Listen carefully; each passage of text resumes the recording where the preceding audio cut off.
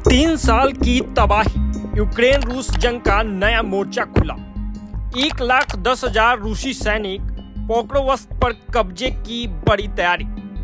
Ukraine की जिद, हथियार नहीं डालेंगे, हर हमले का जवाब, हर कदम पर मुकाबला। यह जंग तय करेगी किसका नक्शा बदलेगा। 3 साल से ज्यादा वक्त हो चुका है।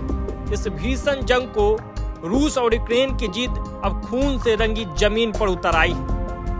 यूक्रेन का पोक्रोवस्क शहर आज जंग का सबसे बड़ा अखाड़ा बन चुका है।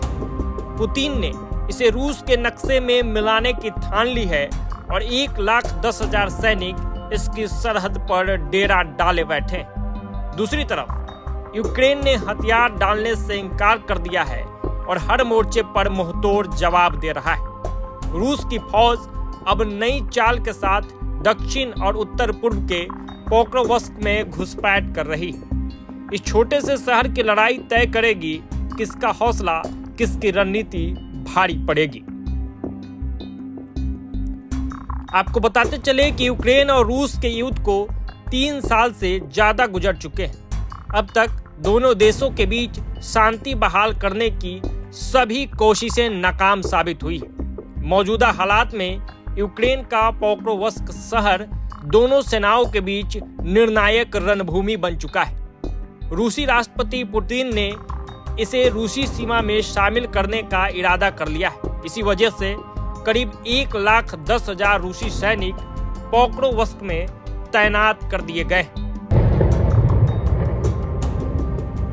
इस संघर्ष में यूक्रेन ने भी पूरी ताकत झोंक दी और हथियार डालने से साफ इनकार कर दिया।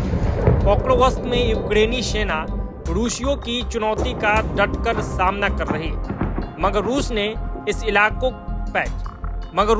इलाके को जीतने के लिए एक नया प्लान तैयार कर लिया है।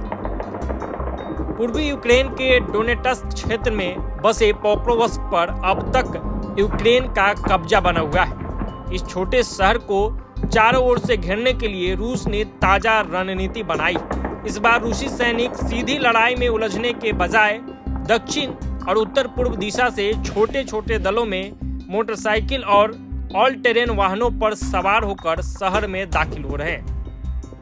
अब ये जानिए कि आखिर क्यों अहम है पोक्रोवस्क। तो आपको बता दें, यह शहर आकार में भले छोटा हो लेकिन सामरिक दृष्टि से बेहद महत्वपूर्ण है।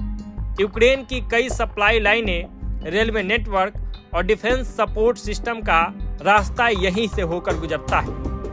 युद्ध छिड़ने से पहले यहाँ करीब 60,000 लोग बसते थे। अब यह इलाका वीरानियों में बदल चुका है। गिने चुने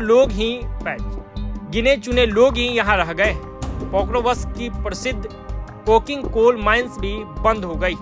माना जा रहा है कि शहर पर कब्जा करके रूस न केवल यूक्रेन की रसद कमजोर कर सकता है बल्कि अपने देश में युद्ध का समर्थन भी मजबूत कर सकता है। तो फिलहाल इस वीडियो में इतना ही। प्रभात खबर डिजिटल के लिए आदर्श कुमार की ये रिपोर्ट। प्रभातखबर.com, विश्वास वही, रफ्तार नहीं।